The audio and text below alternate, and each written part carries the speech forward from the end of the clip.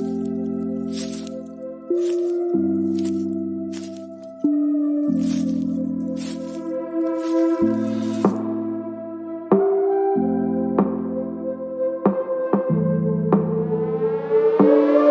name is Cassy Summers. Welcome to the Curious Universe podcast.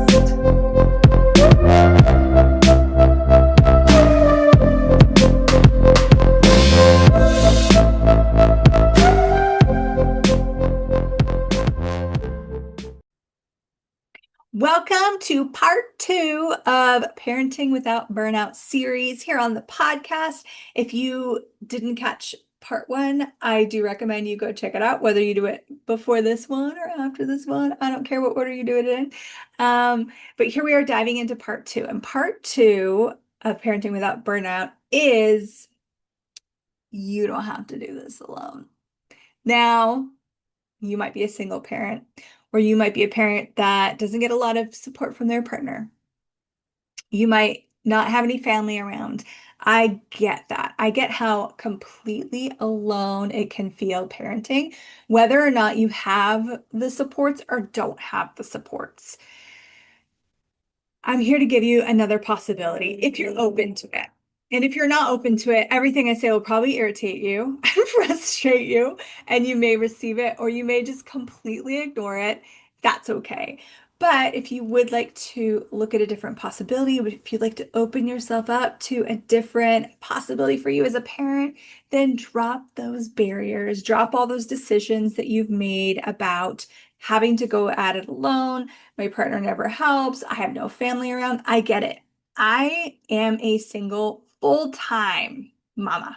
Okay. Full-time, meaning there's no day off.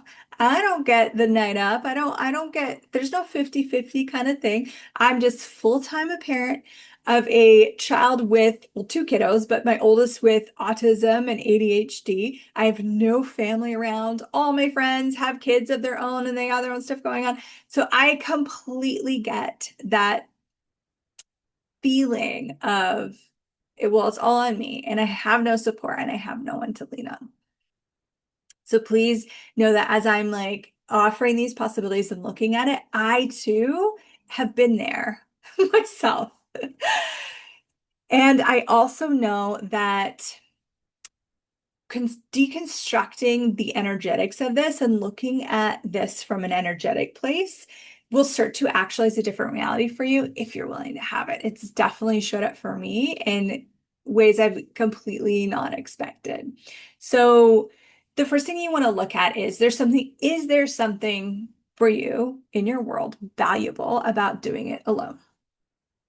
Now, I know for me, when I like even just like stepped out, like moved out of the house, I was 17 and I felt so empowered and independent. And I'm like, I can do all of this on my own. Like I actually, as a very young person, was, like doing my own laundry, cooking my own meals, like responsible if I wanted clothing, if I wanted anything, like I had to handle it on my own. So I get that. I have to handle it on my own. So here I am, the single parent, and not always killing it. But when I was killing it, I'm like, yeah. And I love that I'm like, and I'm doing this without any help. I'm doing this on my own. I'm doing this like I'm killing it still. The first step to changing doing everything on your own is to actually let go of what you've made so right and so valuable and so badass about doing it on your own. Because here's the thing, anything that you find valuable, you will keep creating. You will perpetuate it. So let's say one day I'm like, oh, maybe I'd like a partner. Maybe I would like to live with someone or have someone in my life like that. Well, I could only choose people that would never support or help me because I've made doing it on my own so important and so valuable. I would have to actually push them away energetically. These are the energetics we have going on underneath all these things that actually create our lives that the world just doesn't talk about, but here it is. So let's do a clearing statement. If you're new to the show and you don't know anything about access consciousness, this is the access conscious clearing statement. So everything this brings up and lets down and everywhere you made it so valuable and so important competent to do it on your own, will you now revoke, recant, rescind, reclaim, renounce, denounce, destroy, and cradle? Sorry, this is a long clearing statement. Right, wrong, good, bad, POC, POD, all 100 shorts, boys, pilloweds, creations, bases, and meows. It just came up. Right and wrong, good and bad, POC and POD, all 100 shorts, boys, povads, creations, bases, and meons is the shorter version of the Access Consciousness Clearing Statement. If you want more information, please go to theclearingstatement.com. I'm not going to talk about it today. It's just going to take too much time. But all the information is there for you. Whew, mouthful. So, clearing out why it's so important to do it all on your own and how special you feel and valuable you feel. And maybe you like the kids looking at you as like their source or their resource, or there's these things, these underlying points of view. So you're going to want to dig deep and you're going to have to get curious. And because we're not in a facilitation space, I can't get in there with you. So this is on you to kind of maybe you make a list and write it out. Maybe you just bounce these questions around in your universe. Maybe you have a great friend that can ask you questions and get vulnerable, because these are one of those topics where we want to kind of fight it and we want to say, listen, I had to do it on my own. I was forced to, there was no one else. Like, and that could have been the case at one point, but it wouldn't perpetuate, it wouldn't continue if there wasn't something that you loved about it, because it's you recreating it over and over again. To the degree in which maybe you're like me, and when every time I would reach out for help, I would get so let down. Or I would be like, okay, I'm relying on this person. I remember I remember going into birth with my second child. I had arranged someone to come look after my first kiddo because he was a toddler. And I'm in labor, and then she's just like, yeah, I'm not gonna come. And I'm like, who does that to someone? Like, who does that to an in labor woman? And just like, nah, I could blame her forever. I can make her so wrong. But really, truly, when I look at it energetically, gosh, there was something inside me that felt empowered when I could do stuff on my own.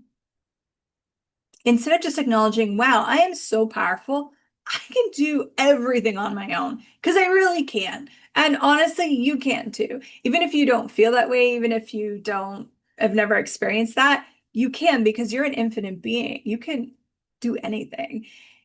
However, if we're really looking at this not having burnout piece, does it really work for you to do it on your own? Is it really fun to do it on your own?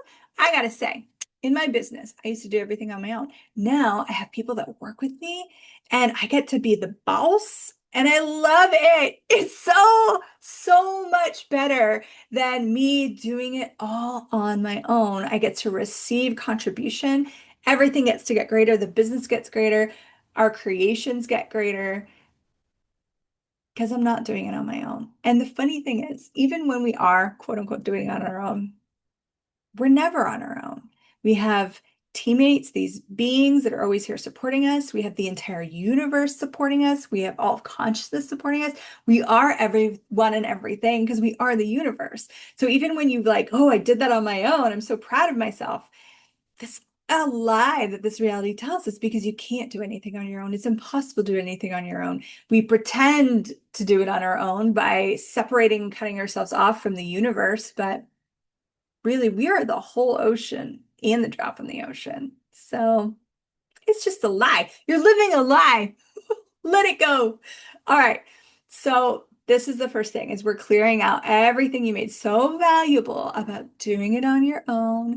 Right and wrong, good and bad, POC and POD, all 100, shorts, boys, puppets, creation, spaces, and beyonds. And now you get into the space of questions. Questions are creative and elements. So you ask a question, okay? And that question, like the energetics of it, goes out into the universe and it will bring you what you're asking for.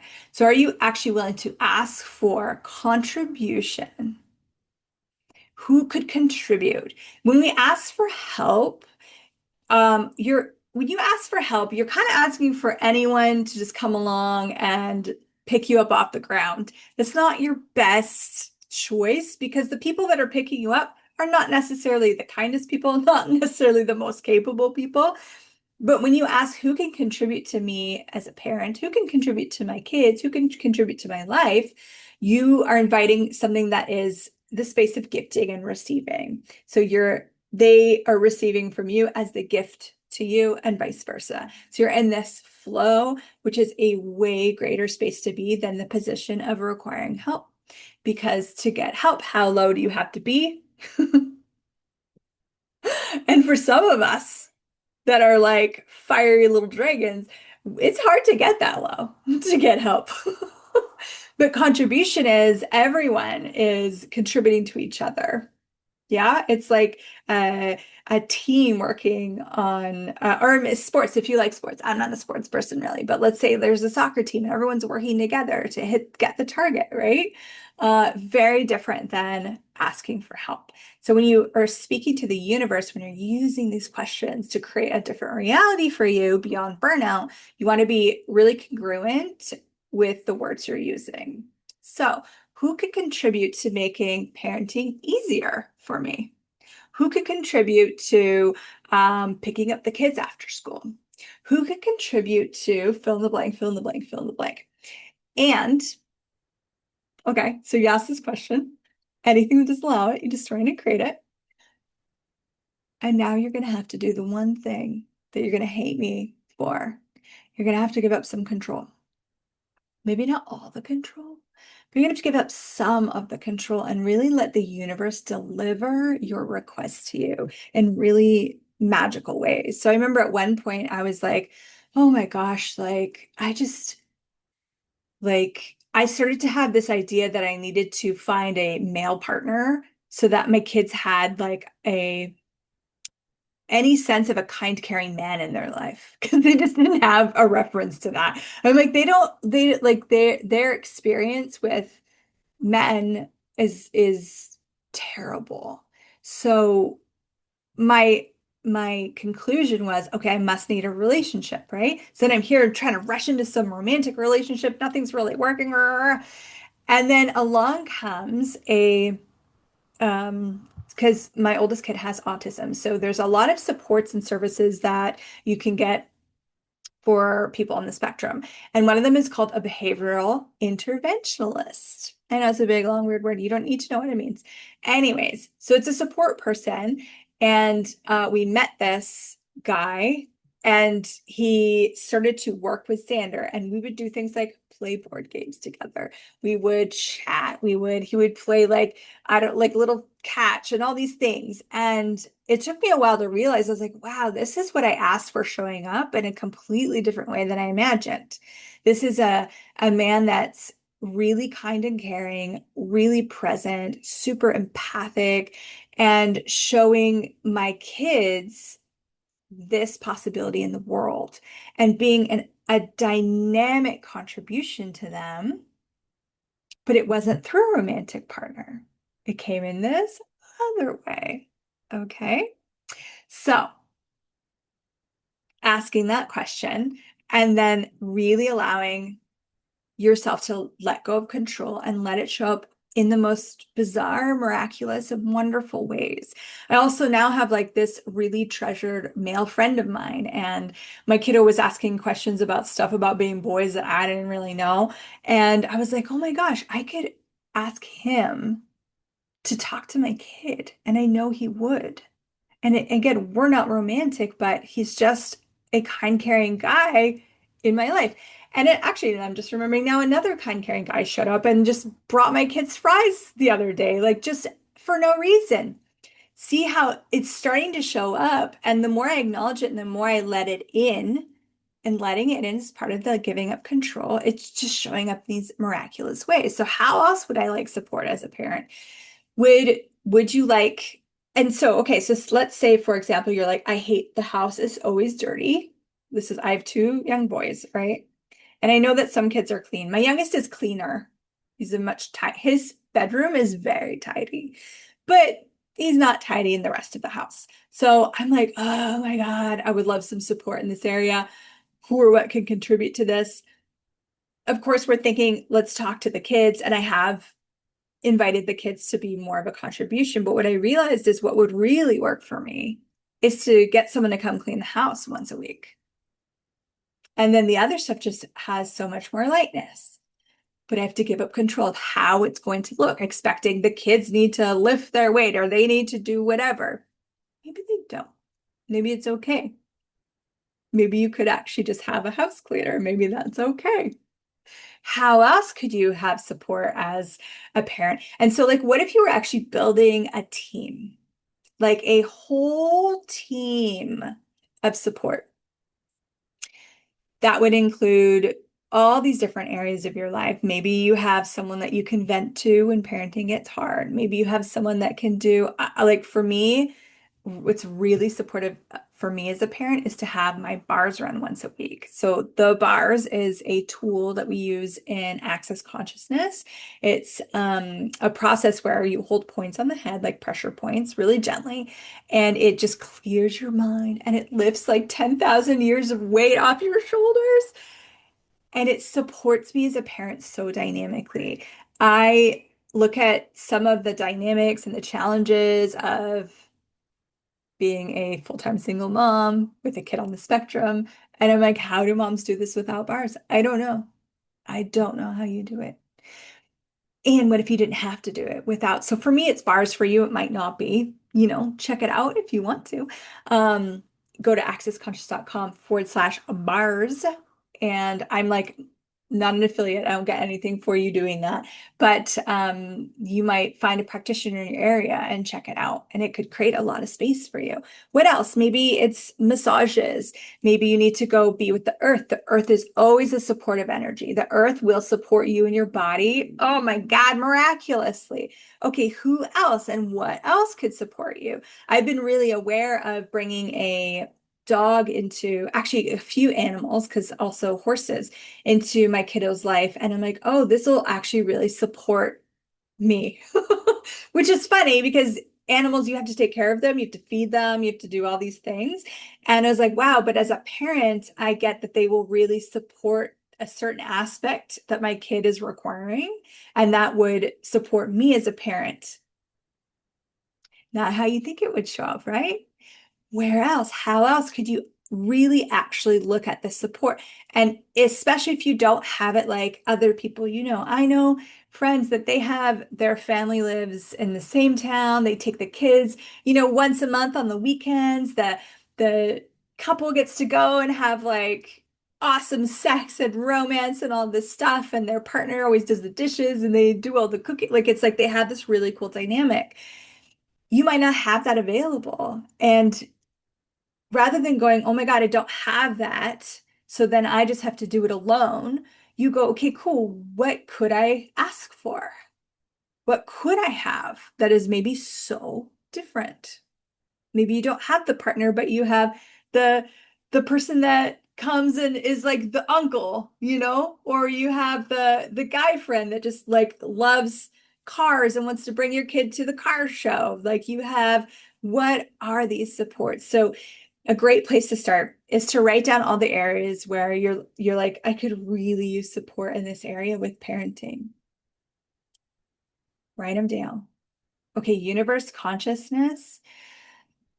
Can you contribute? Can you send me people that can contribute to these areas of parenting for me? And it could be so like it could be your patience.